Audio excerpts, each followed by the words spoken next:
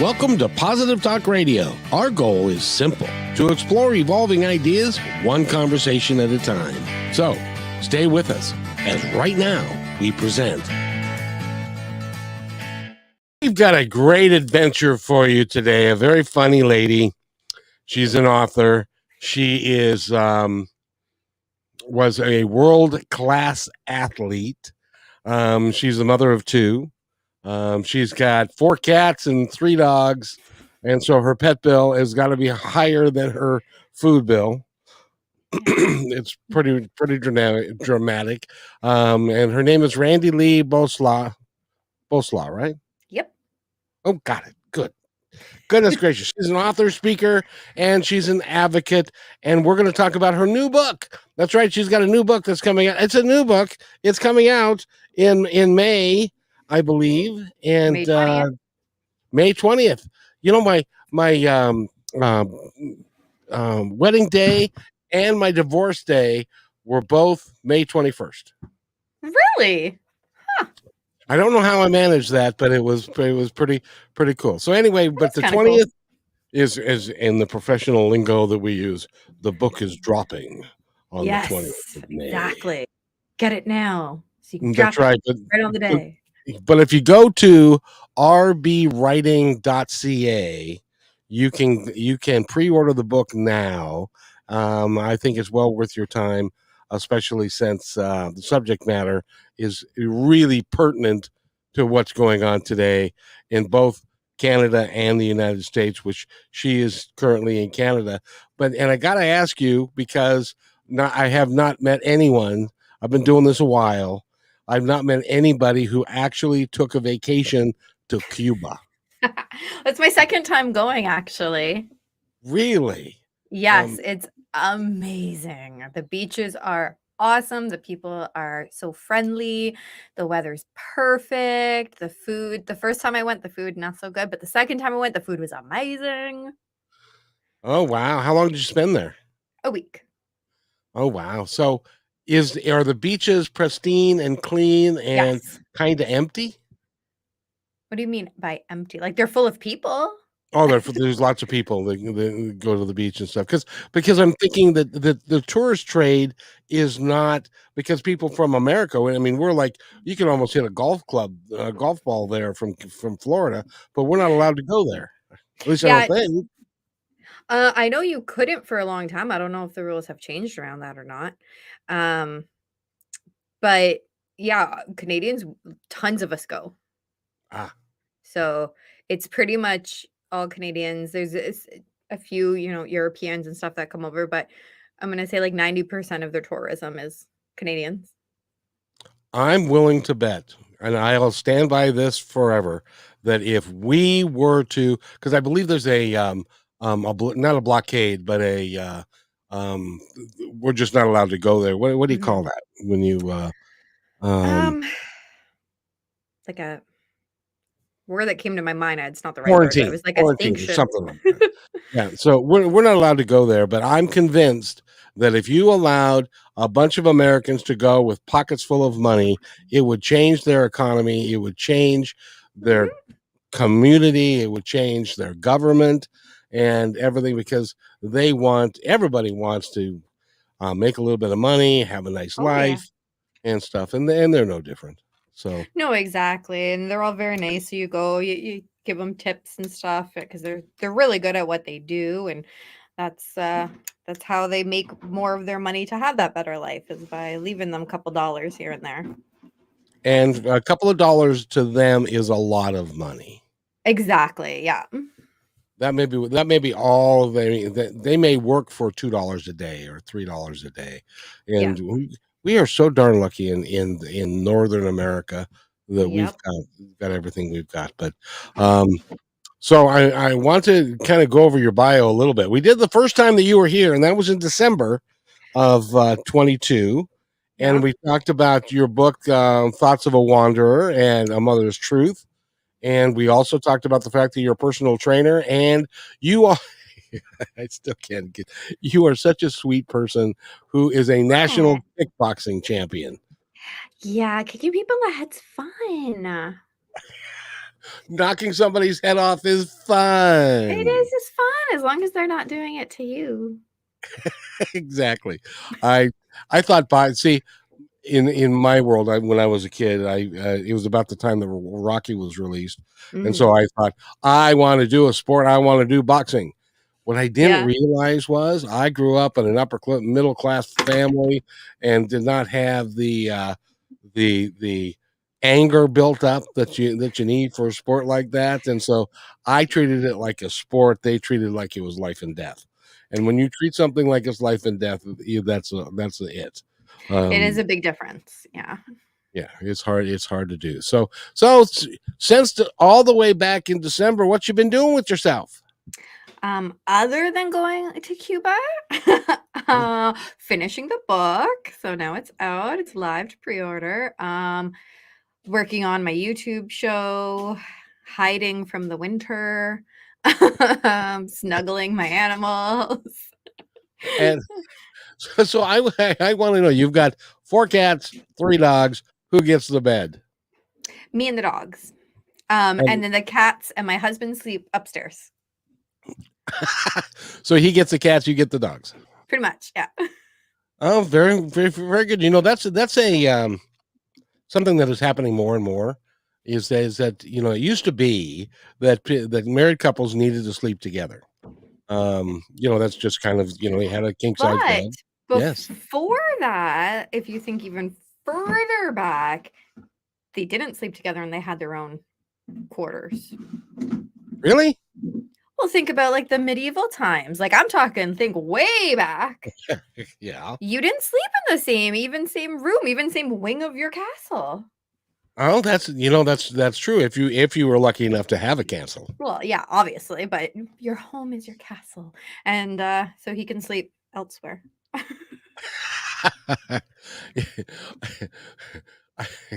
There were times when I would wake up, or go to sleep with my beloved ex-wife now, and I would wake up alone because I apparently was making noises that she could not go to sleep over to save her life. So, yeah, my husband likes to roll over before we moved here, so we had to share a room back then, and he would roll over and right in my face go.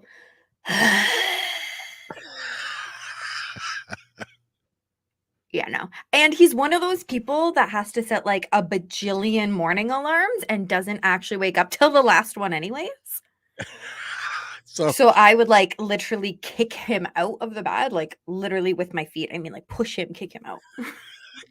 Because the alarm went off. It's time for you to get up. And he said, but it's not the last one. Exactly. So now he can set whatever alarms he wants as long as he is upstairs away from me. And I'll bet you that your marriage is much happier now. I think so. I mean, we've been married now a decade, so. But that's really cool. That's really good. So, tell us about the book a little bit. Tell us about your brother. Tell us about how it all came to be.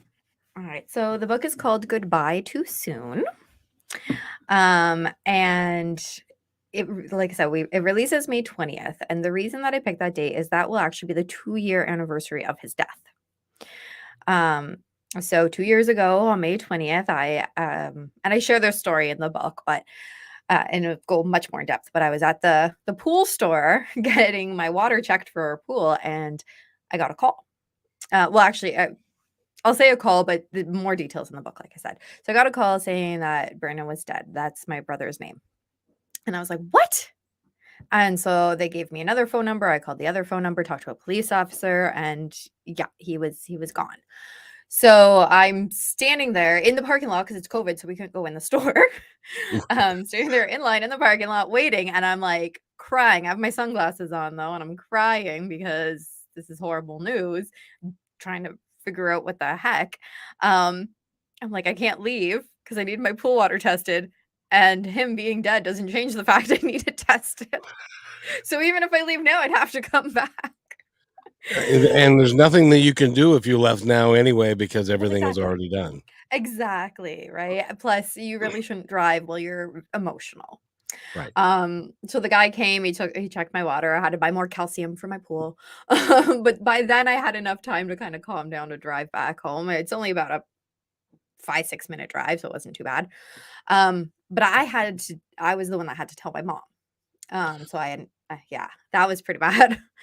So That'd I be told horrible. so I told my mom, we had a good cry together, then we had to figure out where we were gonna go from there. So in the book, like I said, I go through lots more details of how all of that took place. I don't wanna, give it all away. Oh, no. Um, but my mom isn't married. And my brother's dad I've never even met him. So my brother was 4 years older than me. So it was just me and my mom to try and plan the funeral and burial and all that stuff. So I go through all of that in the book, the emotional turmoil of it all, how there's so many different emotions that you go through with guilt and anger and sadness and the whole gamut of things. But more importantly, I go through addiction and what that can mean to be a family member of somebody who has an addiction. So I do a lot of book reviews. I talk to a lot of authors on my YouTube show. And what I found is a lot of books are written from the person with an addiction's perspective. And those are great books. Don't get me wrong. I've read some really awesome ones. But this one is for more of the family or friends of that person. So it's a little bit different than the addiction books that are out there right now. And so I go through, there's a whole chapter on explaining who my brother was, because that's one of the biggest stigmas with addiction is they're just a druggie. They're just an addict. Cross the street. Don't go see them. Don't talk to them. They have family and friends that love them and miss them. So I go there's a whole chapter trying like going through that early on in the book so that you can kind of connect with who he was as a person and not as an addict, which is really important. I'll tell you, Randy-Lee, that I was just talking with a gentleman earlier today that's going to be on the podcast in a couple of weeks, and he cited 100,000 people in the United States a year are dying from opiate overdose and overdoses in general. And so what used to be a stigma that happened to just those people is now becoming a really unfortunate mainstream problem that we are not going to be able to not deal with. Yeah. We're gonna have to, because we are losing. If you think about 100,000, and most of these are young people. Yeah. My brother was only in his 30s. Yeah. So anywhere from the teenage years to the 30s, and most of them, and so we're losing so many of them that we're losing an entire generation. This is worth. I'm much older than you, but in Vietnam, when we lost 56,000 kids that were between the ages of 18 and 20 in the United States, there was a feeling that we had lost a generation. Yeah. We are losing much more than that annually, and so is very important, because a lot of people are going to, if they haven't been going through it yet, they're going to be going through the exact same thing that you did. Yeah. And I think that saying the six steps of separation or whatever it is. Yep. The the 7 steps to separate. Yeah. Yeah. We've all been touched by addiction in some way, whether it's a friend of mine or a parent. Because addiction isn't just drugs either. I mean, that my brother was addicted to drugs. And like you said, there is more stats on opioid abuse and that kind of thing. But addiction, and I talk about this in the book. So talking about how addiction is a mental health concern, a mental health illness. And I go through what the DSM-5 describes as that, and even risk factors of developing an addictive personality based on what the research says. And within that, I talk about how addiction is not just drugs, but oftentimes you hear the word addiction and you automatically think drugs. But that's alcohol, that's cigarette, sex, gambling, shopping, so many things, right? You can be addicted to pretty much anything. Food is a big one too that people don't like to talk about. And so I run through all of that to, again, it's not that they wake up in the morning and go, it'd be great I went and got super high today and lost my job and didn't see my kids, I would love that. Maybe gotta go steal bikes to go turn them in so that I can get enough money to get some drugs, or I'm Right? gonna steal. I got an idea. My dad has got some money, and I'm gonna go steal it from him. He won't mind. He's Yeah. got lots of money. It's fine. That It's totally fine. Right? And they don't wake up thinking that's what they want to do with their lives. no. But that's how the addiction takes over. So I try my best to describe all that. I'm not a doctor by any stretch of the imagination, but I did my research. I was in school for psychology. So, there is some research in there, some facts, hard facts. I put some stats in there as well. Um, because, yeah, we are losing, like you said, a whole generation really to this. And remember how you were saying, it's that person? Well, I mean, we both mentioned it. If you were to line my brother up with a bunch of other people, you wouldn't have been able to pick out that he was a drug addict just based on what he looks like. You cannot tell a person based on what they look like. I do know my cousin is, or he's a little better now. He is working on it. But when he was in the throes of his addiction, he looked like that person. But it's not always that clear. It's usually not that clear. The amount of people that I have talked to on my show, um, who have been addicted, um, they held down good paying jobs. Yep. They had families. They did not appear to visually look like they had an addiction. So you can't usually pick it out. Well, the interesting thing about that is that in the beginning, God could no. In the beginning of an addiction, it's like, this is really fun. I like this. I love the way it makes me feel. But Yep, there is a point in time when it turns from I love the way this makes me feel to when if I don't have it, I hate the way this makes me feel. yep, And so then they have to have it just to maintain a normal lifestyle. And then exactly. they get a little immune to it. Well, you've done all the research too. They get immune to it a little bit, and so they have to get a higher dose to get the same Mhm. effect, and higher doses, and then you introduce fentanyl, which is a disaster for us because it takes so little, and Yes. and if you so it's so that it's kind of unintended consequences. Yeah, exactly. In college, actually, I did a placement at a drug and alcohol recovery house, and it takes I read this really good book. I can't think of what it was called off the top of my head. I mean, college was over 10 years ago. But anyways, was this really good book, and it talked about the cycle of addiction and how people often the saying of fall off the wagon. And it takes them more than once.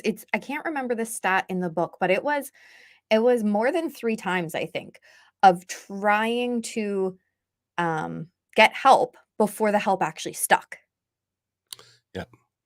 right? So, I mean, for those that are like, "Oh my goodness, they're talking about addiction, they're talking to me."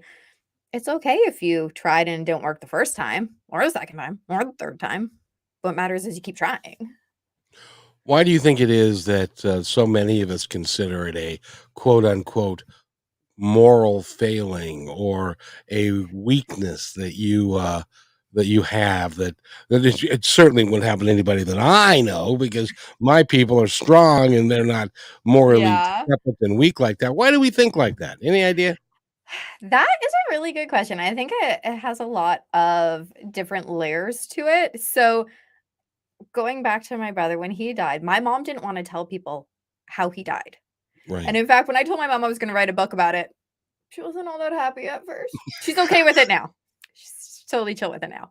But it took her time because she didn't want people to know that her son, remember, not that my brother, no, her son died by, well, it was fentanyl actually. Um, because and I don't know for certain how she was feeling, but I know my mom fairly well, you know?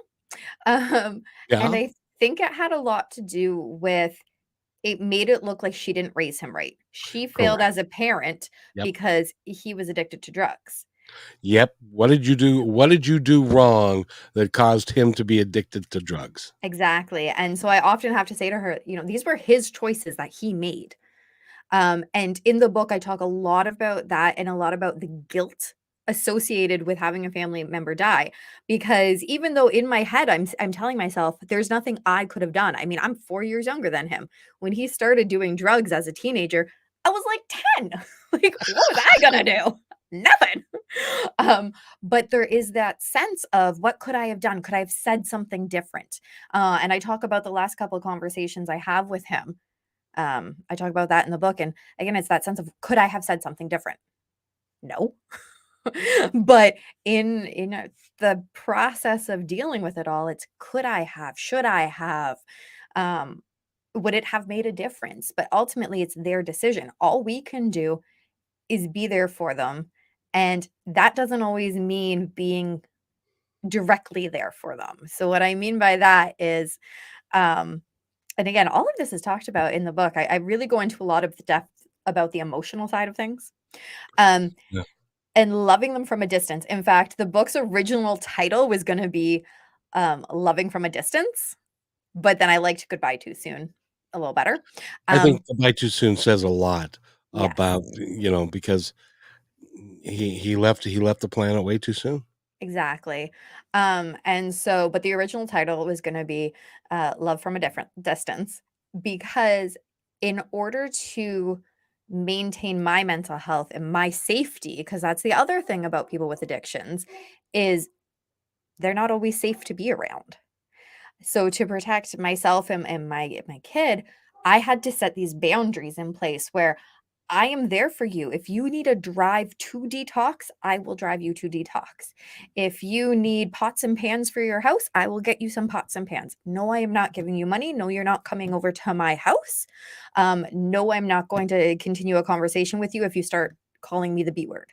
Like, sorry, not. And I had to put that in place. And it was a lot of, well, should I not have had those boundaries, or why did and having to remind myself why they were there and why they were so important, and they were important. So, making sure that you're okay with yourself, that you had to do that, and giving yourself permission, and reminding, it's not my fault that he chose what he chose. I wish he didn't choose that. I wish I could have got him help, like helped him to get help. But again, it's their decision. It's been my experience that, in driving a bus for a long time and being around people, that have abused substances to a great degree, you can't help them unless they wanna help themselves. Yeah, You can't force them into rehab, or it won't take. exactly. Um, there are lots of people that'll go into rehab just to get detoxed a little bit, and then Mhm. they go back into the same lifestyle, the same people, the same community, Yep. and within days, they're using again. And the Mhm. the the insidious part now is they could be starting to use again. I know of 2 different people, young people, that were, um, they were using, they went into detox, they came out, and they got hooked up with some bad drugs, and they both died. Yep. And that's what it was. My brother, um, he was actually in the midst of applying to a rehab facility. Um, so you just wanted one last hit, that one last thing. It It's never is that one last thing, right? I could just imagine. I don't mean to make light of it or laughing, but No, it is I've had to laugh too at times. it is the human condition for us to say, "Well, on Monday morning, I'm going to check myself into detox. So on Saturday night, I'm going to blow the doors off of life, and I'm going to have myself just a dandy good old Yeah, time, and then I'll be hungover on Sunday, and then I'll be ready to go on Monday." yep. People think Actually, like that. they do. Actually, there was a book that I reviewed. Oh, it was by JT Wahlberg, another Canadian. I had him on my show. And he talked what is his book called? Oh, I Forgot to Stay Sober. Loved that title, love that title. That's I actually got to listen to an audio version, and he does it himself, and it's really well done. But that's one of the things. When he decided, "I'm gonna go into rehab," he had a whole big blowout that weekend, right? And Yep. and he talks about how that is the mindset, you know? And the same thing with me, because when I was, fighting, it was like, "Okay, I know that my fight is in, say, 2 months. Today, I'm gonna eat all the junk food I want because for the next 2 months, I'm having nothing." It's not good for you at all. Your No. body does not like that, but it really is a mindset of very, very common mindset. And it's unfortunate that we have that, but I don't think that we in this country, at least in the United States, you speak to Canada, I don't think that we're doing enough to not only get the kids off of the medications and but also giving them the support that they need to be able to Yeah, get that done. And it's mental support. It's there's just a myriad of issues. And by the time you yeah. go down the rabbit hole that you are a full-blown addict, um, you can add that to the list of everything else that's going on in their life. Right. And yeah, no, Canada's the same. We do not have the support system here that needs to be in place. When I go through the multiple risk factors in the book, I talk about what they are, and then I link them back to how they fit Brandon, right? So it all links back together. And anxiety is one of like having a predisposition, having trauma in your life, and all of those things that if there was help available, and again, I really shouldn't say if this happened, he would be dead. But just if certain things were put into place, maybe he wouldn't have been in that same situation. So hopefully, people will learn from this, the big higher ups who make those decisions, um, and put things into place so that when a kid, a teenager, a young adult, whatever stage of life it is that they are struggling with, when they're in that situation, they get the help they need then. So it doesn't pile on and pile on and pile on until they're like, you know what? The only thing that can make me feel better right now is to go and do drugs. Because I think that was how my brother was dealing with the bullying that he went through, with the anxiety he had, um, with the lack of male support in his life. Like my mom tried her best. She really did, but he his dad was a jerk. My A dad derelict. is a Yeah. jerk. Yeah. And if you want details, you read the book about them. But really, like, only having female um role models for him wasn't enough, right? And again, they tried their best, and that's why things like Big Brothers Big Sisters exists. And I believe my mom tried to get him a big brother, but the wait list was so long that by the time it was coming to, it didn't matter anymore. He was already where he was at. And he'd already aged out probably. Yeah, probably. Again, I was the little sister, so I don't have all the details, but probably. And the interesting thing about all of that is that there are places in the United States that are government run, and they treat it like a revolving door. Yeah. They're interested in getting the money that they get paid for each person that is going through their rehab. They put them through 2 weeks of rehab. They kick them out the door. They don't give them the tools to be able to fight whatever it Yeah. was that brought them in there in the first place. And so they're back again. And the company that's running the rehab still makes the money. Yeah. Exactly. And so I know the place that I did my placement in co-op, or it was called a placement one, the one I did in college. There was guys that it was a male recovery house. There was guys that they would leave, and in a couple weeks you'd see them try to come back in, and like I talked about before, you fall off, you got to keep trying, keep trying. What I liked about that place, and not all the places are the same, was that it was very structured. The day was very structured, where we were trying to help them get coping strategies, and these are the AA meetings when they're happening. Here's our different group sessions that we're doing, and try and connect them with different available services. But again, if they're not willing to be honest with themselves and put in the work that they need to put in, it's not going to take the first, second, third time, right? It does take some time, but it's the same. So I actually said this to my therapist last week. So I was going in and we were talking about stuff, and I said, she asked me a question. So we're talking about past traumas specifically, actually some PTSD stuff. So we're talking about that, and she goes, so is your thought realistic on what we're talking about? I go, no, but I don't know what else to tell myself, because every time I think about this, I get so anxious and my heart pounds and I have flashbacks and the whole 9 yards. I'm like, so I don't know how to answer this next question. That's why I'm here. And she's like, I know. So we're going to talk it out. And I'm like, so anxious. I go, and I want to be honest and tell you all of this, because if I'm not honest with you, why am I paying you all this money? but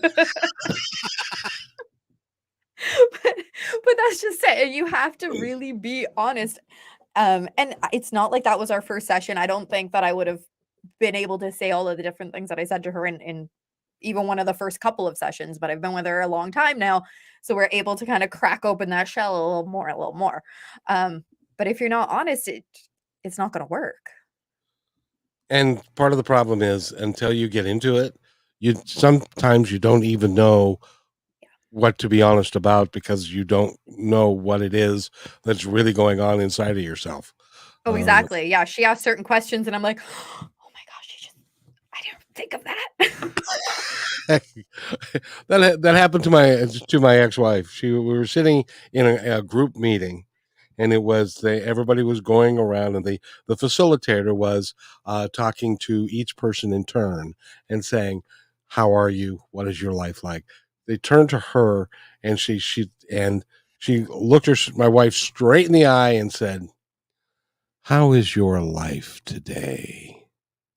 She started crying, couldn't stop crying, had to leave because it was. And I asked her later, why were you crying? What was coming up for you? I have no idea. I was just crying because so many of us bury, excuse the expression, so many of us bury shit so deep that we can't even get back to it to save our life. Yep. And that really is, that really is unfortunate. I really need to go to a therapist to talk about when I was 10 years old, 11 years old. My brother hung me by the neck. What? My brother hung me by the neck. I heard the words, but what? It was long ago. There was a movie called Hang 'em High, and I was in the theater, and we were watching previews, and that movie came on. And so we had a backyard that had an apricot tree, and my brother had a rope with a loop and next to a ladder. And so Did he know what would happen? He's passed now, but he never said, because I asked him that, what was going through your mind when you did that? And because what he did is I put my head through the noose and he pulled the ladder away. Huh. And I asked him later on, a long time later on, what were you thinking? I don't know. It just happened. But so I've often wondered if I should go see somebody, because I may have PTSD around that whole issue. Yeah. I'm never left speechless, but damn, I don't even know what to say.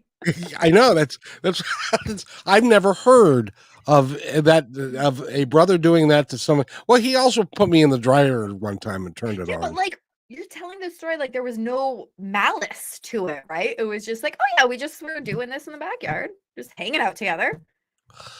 There wasn't on my part until he pulled the ladder away, and then I had rope burns from ear to ear, and then he took those, those little Band-Aids. Yes. He took those little Band-Aids and put them around my neck so that my mom wouldn't see that I had rope burns. But nothing ever happened to him. So it was weird. That is weird. See, and that's one of those things that I don't know how that affected me one way or another, but because I've never really talked to it about how did you feel about that? And it's like, it hurt like hell. I don't know. I was 10, And sometimes those incidents leave us with lasting impressions, and sometimes they're just things that have happened and you move on. Everyone is so different, but that's wow. Shocker. You shocked me. but you know what was interesting about that? when my brother got stage 4 lung cancer, and Aw. so he had like 6 months to live, Oh, wow. and that's when it came up for me. Yeah. It came up for me then is, why would you do that to me, and now you're going to die, and I'm never going to know what you were thinking about that, because he wouldn't talk about it, and that brought up a lot of anger for me. And that's kind of how I felt when Brandon died. I was like, how dare you? How dare you die on me before we've worked out our issues? How dare you die on me before I've had a chance to tell you how pissed off I am at you for all those years of doing what you did? And actually, great story. I keep saying I share it in the book because everything's in the book, but I go really into this. So when we buried him, my mom wanted everybody to go up and talk to him, and not like to not to the people that were there, like literally look at the grave and talk to him. So I went around and made sure everybody went up. Then it was my turn. So I go up and I'm sitting there going, I leaned down close to the grave so nobody could hear me. And I whisper yelled at him. I was like, how dare you? I cannot believe right now that I am here burying you. You are supposed to be alive right now so that when mom dies, we're fighting over her funeral arrangements. And I'm supposed to win that fight because obviously I win that fight. And like I'm going and just when I get mad and upset, I'm blah, blah, blah, blah. And then my godmother walks by and she goes, are you yelling at the boy? I go, yeah. And I stand up. I am yelling at him. And you know what? Only y'all should be yelling at you. Doesn't mean I'm not sad. Doesn't mean I don't miss him. But I'm pissed off. And I don't see how none of y'all are pissed off and how none of y'all are yelling at him right now too. And so now I'm giving everyone else there who is grieving, who is crying, everyone else there who is I'm yelling at them and giving them crap because they're not yelling at Brandon, even though I know we're all mad that we're standing there in June burying Brandon. And we're all saying, oh, he was such a nice person. He was such a good person. We're going to miss him. And again, I am going to miss him. But let's be real. In the last 20 years, he has been addicted to drugs. When he's not on drugs, he is a nice person. My brother has literally given somebody the shirt off of his back because that person didn't have a shirt and Brandon had more. So he was a good person. But in all honesty, he was also, pardon my French, a dick. He stole from us. He called me names lots of times. He just did whatever he wanted instead of raising his kids. Like there's all this laundry list of reasons too that he was not a good person, right? And when you are in the throes of your addiction, a lot of times you're manipulative. You want to get your fix, so you say whatever you have to say to that person to then get your fix. And so I'm like, so y'all can say whatever you want about him, but the truth and the fact of the matter is we are mad right now. We are sad, mad, sad. as well you really should have been. Yeah, and it was so releasing to get all of that out because for the last month, so between when he died and when he was buried, there was a month. The funeral was just a week later, but my mom waited to bury him because of COVID, and the COVID rules were changing so that more people could come to the burial because only 10 people could come to the funeral. Oh yeah. So the burial, we could have up to 50 people. So my mom wanted to wait because the rules were changing. So we waited. But so that meant for an entire month, I had to hold it together because my mom couldn't hold it together. And so I was the strong one in the family. I was the one that could get stuff done. I could make the phone calls. I could talk to insurance. I could do it all, right? Which is fine. I had no problem doing that. But once everything was said and done and he was in the ground and I didn't have to worry about holding it together anymore, there was no more decisions that needed to be made. His stuff was taken care of. I just let it go. I had to let it go. We had no choice. Yeah. It would quite literally, it could destroy you if you didn't take the attitude that you did. And I'm sure writing the book is very therapeutic as well. It really was. And going through not just my experience in the book and getting that down, almost like a journaling kind of experience, but doing some research behind, risk factors and the how it is a mental health disorder and that kind of thing really showed me the other side of things too. And I sort of knew them a little bit because, like I said, I did psychology in college. but it really gave me a different view of the crap that my brother had to go through. And especially when I was doing the risk factors, because I really had to think about why, how did this affect him? So for instance, when I said, past trauma is one of the risk factors, and I go, okay, I know he was bullied a lot. And then I would stop and I had to think about all the conversations that I remember that I only get snippets of because, again, being the younger sister, but remembering that my brother had to switch schools multiple times because the amount of bullying was so severe that my mom felt if I switched him schools, maybe he would have a better chance. That's horrible. And that's a life-changing thing. Yeah. So something like that. And then thinking about how his dad wasn't around. And then in grade 8, his dad randomly came back into the picture, told him that it was my mom's fault that he wasn't around, which is a total lie. So my brother moved in with him for that year of grade 8. It was weird not having my brother, like we always lived together, right? And so he lived there for his grade 8 year, which wasn't even the same region. Like I don't remember exactly where he was, but he was a couple hours away. And then my mom went to his grade 8 graduation, and his dad didn't stay because he saw the diploma, and my mom had changed my brother's last name to her last name years and years ago, right? Because I mean, he had left. He wasn't around. My mom didn't even have a way to contact him. Right. So she's, he's going to have my last name, that he's not going to keep yours if you're not going to be around. And his dad saw that and left. He did not stay for his grade 8 graduation. He just left him there. That is so sad. Yeah. So so as I'm writing this book, I'm thinking about all of these things that at the time meant nothing to me, right? At the time, he's in grade 8, so I'm in grade 4, meant nothing to me. But then I'm thinking and I'm remembering them, and over the years I've heard different stories come out, and I'm like, wow, that did mess him up. I totally understand how that could mess him up. So that was really therapeutic as well, just kind of thinking about the backside of what led Brandon to where he was. I'm glad you wrote the book for several reasons. One of which is it was good for you. The other one is going to be good for people who read the book. You can go to rbwriting.ca and you can pre-order the book now. It comes out on May 20th. And that will be going everywhere, but you can get it now. And because there's a lot of time between now and May, and somebody who needs that book may need it now, and it may make a difference in their life.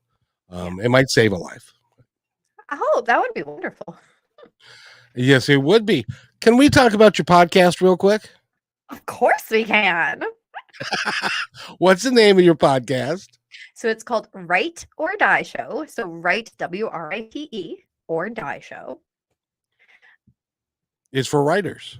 It's for writers and for mental health people. So I interview other authors and we talk about mental health. At the end, we do, of course, talk about what they've written, but it's not about writing in and of itself. The podcast is about mental health. So I've had guests on the show that have talked about addiction, like I had mentioned JT Wahlberg before. And actually on the YouTube channel for it, I've got it divided up into categories. So if you're like, I just want to know about the depression interviews, you can actually just go to the playlist for depression. So I've had depression, anxiety, addiction, PTSD, eating disorders. I've had a couple schizophrenia, a couple random ones. So I've had somebody that talked about amnesia, which isn't necessarily a mental health condition, but the way it affected the family. And that story was crazy cool. And who was that? Do you remember? I'm trying to think. It was a female. It was her husband that had the amnesia. Was he also a pastor? Yes. Same guy. You're right. That was an incredible story. Yes. Yep, it really was. And I reviewed their book too, and it was like, whoa. Yeah. Good. I'm glad you did that. I'm glad we both had the opportunity to interview them because he went into the hospital. He had an event. He went into the hospital. He woke up and didn't know who anybody was. Can you imagine? That would be so scary. And for like, everyone. yeah, and they've got, what was it, 3 boys, I think? Yep. Like, it's so scary. Why doesn't dad know that because he remembered he was married, he remembered he had kids, but it was like, what, like 5 years of his life had just vanished. Yes, and they had this beautiful big house, and they had a to-do list, and they had to work to keep everything up. And he was a Yep. pastor, and he was doing all this other stuff. And when he came out of the hospital, and he started reviewing his old life, he Yeah, started questioning everything that they had done that he hadn't questioned ever before. So it's like, exactly. why are we doing this? Why am I working so hard for this? In Yeah. so and so they ended up changing. It changed their entire life. Yeah. And I'm so glad that all his memory came back, because Yeah. that would have been so hard. But yeah, I had a chance to interview the wife, and I did read their book. It was very inspirational, very cool. Well, you are remarkable. And the name of the podcast again is Right or Die Show. I got to tell you, I've been doing something new that I've never done before, Tell me. never been able to do before, and that is my assistant has been bugging me for the longest time to do quotes, to write small little 30-second quotes that could go on shorts and stuff for like Instagram and Yeah, yeah. YouTube and that. And I've never done that. I never thought that I could do that. Yeah. Well, I've written 8 of them now, and they're Oh. really good. Oh, are you gonna tell me one?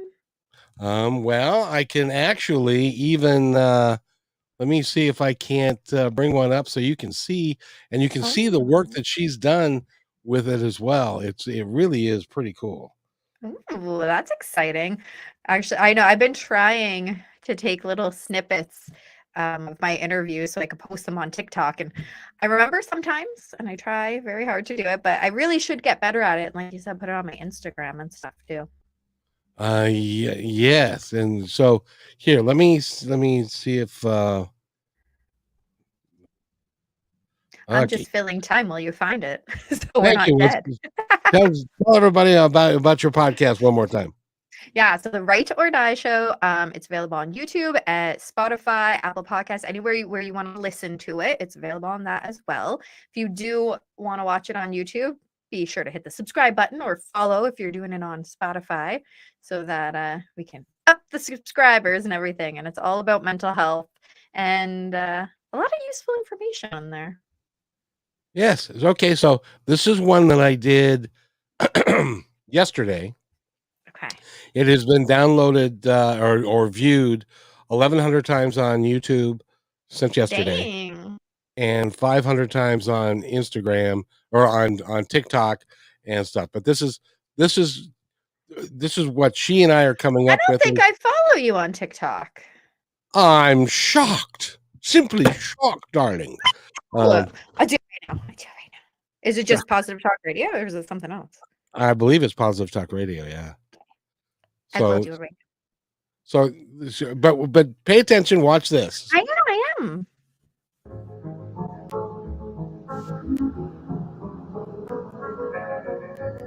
Why are we all here? This is a question for the ages. At one point or another, we all ask the same things. Why are we here, and what am I here to do? Well, the answer is different for every one of us, and some spend their whole life looking. You can find it if you just be quiet and listen to your heart and intuition, and the natural passion you have for certain aspects of your life. In short, your heart is free. Have the courage to follow it. This inspiring piece of wisdom is brought to you by Positive Talk Radio.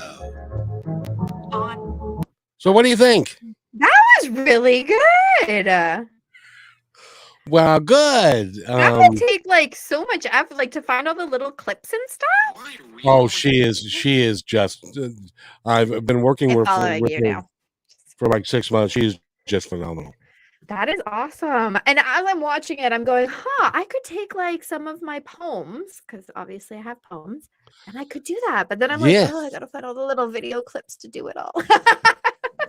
and find the music and all that stuff. Yeah. And you and I need to talk. We can because you and I need to talk. Well, we might be able to work together a little bit on that. Okay, sounds good. And stuff. So, and Randi-Lee, it's been such a pleasure to talk to you again today. So much fun coming on the show. I absolutely love coming on. We have such a good talk. Yes, we do. And you are such a dynamic, exciting individual. You've got great energy. It's just you're just fun. And I Thanks. really enjoy you and the work that you're doing. And you can probably kick my ass if we got into a kickboxing match, and all that kind of good stuff. So Well, you're let's not try that. I kind of like you. I don't want to do it. no, I would be dead. So it's great fun, and you need to go to her website and get her book, which is rbwriting.ca. And the name of the book again is Goodbye Too Soon. Which you could and is also there just any look on Amazon and find too. now can you pre-order it from Amazon? Yes. Oh, That's that's good. actually, even if you go to my website, I'll take you back to Amazon. That's good. So go to Amazon and look at Randi-Lee, and Bowslaugh is her last name, and but that's in the title of your books as well, as far as the Yes. author goes. So anything else you'd like to add? Tell my audience, our audience, because by the way, since we've got time before May, will you come back again Yes, when of it's close course. to be You're released? totally one of my favorite hosts. Actually, you might be my favorite host Oh, to come cool! But on. I want to put you on KKNW 1150 AM on one of those shows, Sounds good to me. and because that broadcasts into the Seattle area. So and because you're gonna be famous one day. Sounds good to me. So, is there anything that you would like to tell our audience before we go? Just try to follow your passions. And also, because our whole topic today was addiction, be gentle with yourself. Whether you are the person who has an addiction and you need to seek help, it's okay. Or whether you're the family or friend who's like, I really don't want to not talk to you, but I got to not talk to you. Again, be gentle with yourself because it's okay if you have to set those boundaries.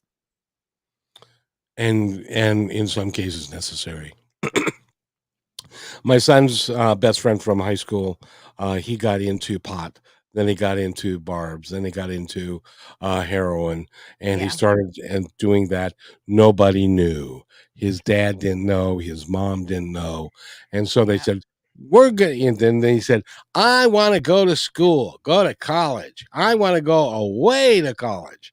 So they Yeah. picked Arizona State University, which is broadly known as the party school of the United States. Oh.